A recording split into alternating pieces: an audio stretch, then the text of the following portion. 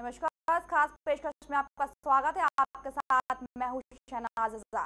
जी हाँ, टिहरी बांध को देश का गौरव माना जाता है। विकास के लिए टिहरी डूब इलाके के लोगों ने अपने गांव और जमीन को कुर्बान कर दिया। देश के विकास में टिहरी बांध अपनी अहम भूमिका निभा रहा है, लेकिन टिहरी बांध बनने की वजह से जो झील बनी है उससे प्रतापनगर, जखाड़ीधार, धौलधार, धनसाली और उत्तरकाशी जिले के डुंडा के लोग मुख्य धारा से कट गए हैं। इन इलाकों के लोगों के लिए टिहरी बांध एक वरदान न होकर अभिशाप बन गया है। इसकी वजह है डोबरा चांठी मोटर मार्ग पर पुल का नहीं बनना। आखिर डोबरा चांठी पुल के बनने में दिक्कतें क्यों आ रही है, इसी पर पेश है हमारी खास पेशकश। कब बनेगा डोबरा चांठी का पुल?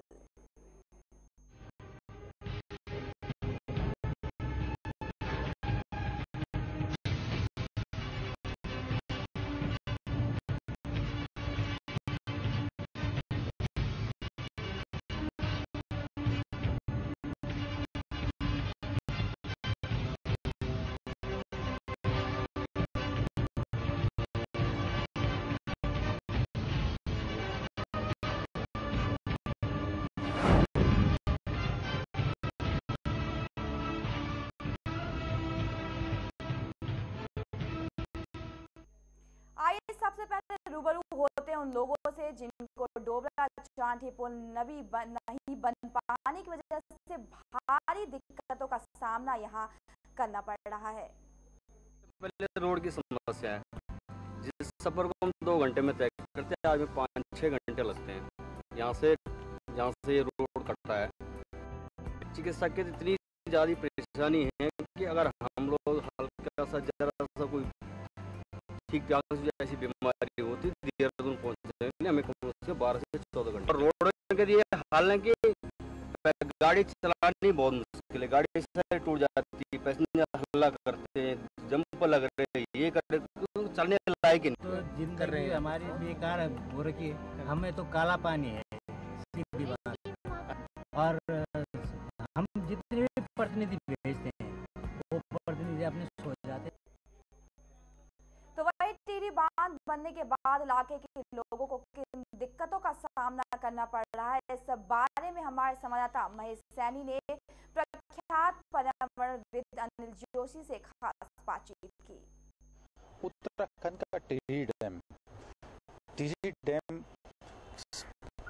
बनने से पूर्व जो पुरानी टिहरी थी वो आज विस्थापित कर दी गई है, नई टिहरी बना दी गई है। लेकिन एक हिस्सा प्रतापनगर पूरा ब्लॉक आज उस कनेक्टिविटी से महरूम हो गया है। जहां पहले 12 पुल हुआ करते थे, आज वहां एक पुल भी मैसर नहीं है।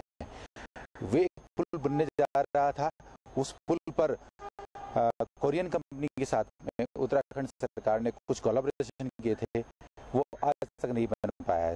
लगभग इस बात को 14 साल हो गए। इसी संबंध पे हम बात करने जा रहे हैं आज अनिल जोशी जी से। अनिल जोशी जी प्रख्यात पर्यावरणविद हैं, वे बताएंगे कि इस बांध बनने से क्या हुआ है और लोगों को उसमें क्या मिला है। जी अनिल जी, मैं आपसे जानना चाहूँगा कि क्या मिला है बांध बनने में? देखिए, ये सबसे बड़ा दुर्भाग्य है। अगर हिमालय का सबसे बड़ा अगर दुर्भाग्य गिनाया जाएगा तो सबसे पहला यही होगा कि इस राज्य में और हिमालय के अन्य राज्यों में जो भी बड़े बड़े बांध बनाए गए वो यहाँ के लोगों के लिए श्राप से कम नहीं थे। देखिए, हमारे स्थानीय होने वाले लाभों के बारे में एक चर्चा होती है बांधों को लेकर कि इसकी 10% बिजली जो है वो राज्य को मिलेगी, लेकिन वो कितना खरा उतरता है ये तो राज्य सरकार ने अच्छी तरह जानती है। तमाम जगह इस झील के कारण हमारे कनेक्टिविटी खत्म हो गई। आप स्कूलों को देखिए, स्कूल होते थे आर पार जाने के लिए, अब वो सब खत्म हो गए। पहले घूम के जाते थे, सरकार कहती है वहाँ स्कूल बना देंगे। ऐसी प्रताप नगर तो सबसे बड़ा विक्टिम हुआ ही है निश्चित रूप से इस बात का। लेकिन अब सरकार को एक बात सोचना चाहिए, जब हमको डुबाई दिया तो कम से कम हमारे बचाने की तैयारी में हमारी भागीदारी तो तय करे। सरकार यहाँ पे बैठ के निर्णय ले, बैठे बैठे कल्पना करे, और ये कल्पना का है कि एक खेल शुरू करने की बात की जा रही है। इसमें स्थानीय भागीदारी क्या है, स्थानीय लोग कहाँ हैं इसमें? तो ये सब तमाम चीजें, बांध और बांध से जुड़ी हुई चीजें, ये प्रताप नगर के लोग और उसके चारों तरफ के लोग, कुछ नहीं होगा। जहां तक हम इस बात को लेकर बहुत निराश हैं, इसलिए हम बड़े बांधों के घोर विरोधी हैं, क्योंकि ये स्थानीय लोगों के लिए ये एक तरह से मृत्यु के बराबर है। दूसरों के घर को चिराग दो और अपने को अंधेरे में डुबो दो। ये बांधों का हर मेरी दृष्टि में यही परिणाम होता है बड़े बांधों का। आप थे हमारे साथ में अनिल जोशी जी, जो पर्यावरणविद हैं। आपने बताया कि किस तरीके से जो सरकारें आई हैं, किसी भी तरीके से उन्होंने उस कनेक्टिविटी पर ध्यान नहीं दिया गया है, चाहे वो भारतीय जनता पार्टी सरकार हो चाहे कांग्रेस की सरकार हो, जिन्होंने भी कोई इस दिशा में काम नहीं किया है।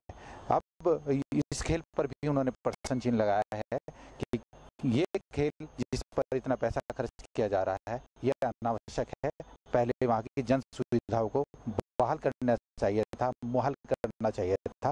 अब देखना यह होगा कि सरकार कब चेतती है। कैमरा पर्सन अजय ध्यानी के साथ महेश सैनी, रिपोर्टर 24 देहरादून।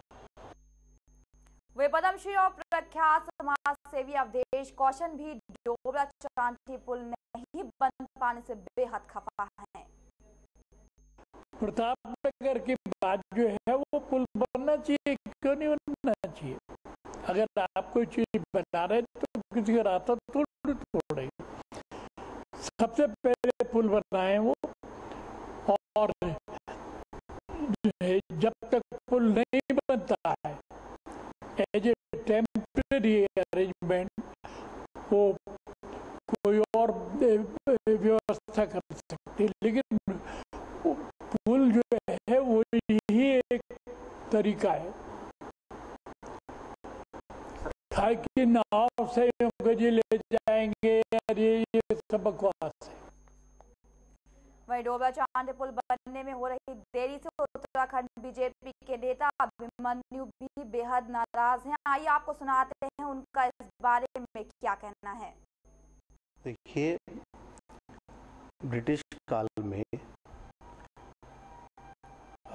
ऐसे राष्ट्र भक्त जो ब्रिटिश राज की चूल्हे हिलाने की क्षमता रखते थे, उनको काला पानी दे दिया जाता था। आजाद भारत में प्रतापनगर क्षेत्र को टिहरी बांध बनने के बाद काला पानी की सजा दे दी गई है, ऐसा स्पष्ट दिखाई देता है। टिहरी बांध बनने से पहले इस पूरे क्षेत्र में धरासू बैंड से लेकर घनसाली तक 12 छोटे मोटे पुल हुआ करते थे, जो क्षेत्र को आपस में डालते, क्योंकि एक क्षेत्र ऐसा है, एक तरफ भिलंगना है और एक तरफ भगीरथी है। तो ये 12 कनेक्टिविटी मेन सोचते आज सारे के सारे डूब क्षेत्र में आ गए हैं, और आज तक यानी कि उत्तराखंड बनने के 14 वर्ष बाद तक उनमें से केवल एक पुल इस समय चालू हालत में। वही पुल नहीं बन पाने से प्रतापनगर के लोगों का क्या क्या परेशानियां हैं, इस बारे में हमारे संवाददाता महेश सैनी ने बीजेपी के नेता रविंद्र जुगरान से खास बातचीत की। उत्तराखंड का टिहरी जनपद, जो अब नई टिहरी के नाम से जाना जाता है, नई टिहरी इससे पूर्व यहाँ जो पुरानी टिहरी थी, वहाँ डैम के लिए स्पेस खाली कराया गया था। उसी क्षेत्र में प्रतापनगर एक क्षेत्र पड़ता है, जहाँ पर कुछ गांव आज भी कनेक्टिविटी से अलग हैं। उसी संदर्भ में आज हम बात करने आए हैं रविंद्र जुगरान जी से। वो बताएंगे, बहुत प्रमुख समाज सेवी हैं, बताएंगे किस तरीके से वहाँ जनजीवन चल रहा है। 2002 में जब टिहरी डूबा, जब वहां झील बनी, तो 2002 से लेके 2014 होने वाला है 12 वर्ष, जो प्रतापनगर विकास खंड है, जिसको प्रतापनगर विधानसभा के नाम से भी जाना जाता है, 12 वर्ष से यह क्षेत्र जो प्रतापनगर है, लगभग 1 लाख से भी ज्यादा आबादी से प्रभावित हो रही है। वहां कनेक्टिविटी नाम की कोई चीज नहीं रह गई डैम बनने से। जिस पुल का निर्माण होना था उसका काम 2002-03 से ही प्रारंभ हो गया था, जबकि टिहरी डूबने से पहले कनेक्टिविटी हो जानी चाहिए थी, पुल का निर्माण हो जाना चाहिए था, आवागमन के रास्ते बन जाने चाहिए थे, लेकिन जो नियोजन करता है, प्लानिंग करने वाले लोग हैं, गवर्नमेंट है, ब्यूरोक्रेट्स है, टेक्निकल लोग हैं, टीएसडीसी है, राज्य सरकार है, केंद्र सरकार है, उसने डूबने से पहले आवागमन की व्यवस्था नहीं करी। प्रारंभिक स्टेज में उस पुल के निर्माण के लिए जो लागत आनी थी, आज उससे तिगुनी और चौगुनी लागत आ रही है, लेकिन अभी कहीं दूर दूर तक उस निर्माण की जो गति होनी चाहिए या निर्माण का पूरा होना चाहिए, वो कंप्लीशन अभी दूर दूर तक कहीं दिखाई नहीं पड़ता है। आपसे हमारे साथ में रविंद्र जुगरान जी, जिन्होंने वहाँ की भौगोलिक स्थिति के साथ में प्रतापनगर के लोगों की समस्याओं से रूबरू कराया और ये बताया कि राज्य सरकार को अभी इतनी जल्दी नहीं करनी चाहिए थी। वहां पर जो प्रस्तावित झील के आसपास वृक्षारोपण था, वहां पर एक तैयारी करके उन्हें वाटर एडवेंचर स्पॉट्स का गेम करना चाहिए था। दूसरी, उन लोगों की समस्याओं को भी उन्हें दृष्टिगत रखना चाहिए था। जब उन्होंने झील को डुबाया, तो जब पूरी टिहरी को डुबा करके उन्होंने झील में परिवर्तित किया, नई टिहरी बसाया, तो उन लोगों का भी ध्यान रखना चाहिए था जो वहां के मूल निवासी हैं और जिन्होंने देश की आजादी में से लेकर के आंदोलन तक, राज्य गठन तक उन्होंने बहुत योगदान दिया है। कैमरा पर्सन अजय ध्यानी के साथ महेश सैनी, रिपोर्टर 24 देहरादून। और इस मसले पर चर्चा के लिए हमारे साथ इस वक्त स्टूडियो में मौजूद है यहाँ बीजेपी नेता और साथ ही यहाँ पर डोबरा चांठी संघर्ष समिति के संयोजक राजेश्वर पैनुली जी, आपका बहुत बहुत स्वागत है। पैनुली जी, यहाँ पर एक अहम सवाल ये उठता है कि अब तक ये पुल नहीं बन पाया, कितना और इंतजार लोगों को करना पड़ेगा? तो आपके पहले सबसे पहले आपके टीवी का धन्यवाद देता हूँ कि आपने कहा, कुछ हमारे पूर्व वक्ता ने फैक्ट कुछ गलत बताया। ये पुल ये जो प्रतापनगर एरिया जो डूबा है वो 2004 में डूबा है।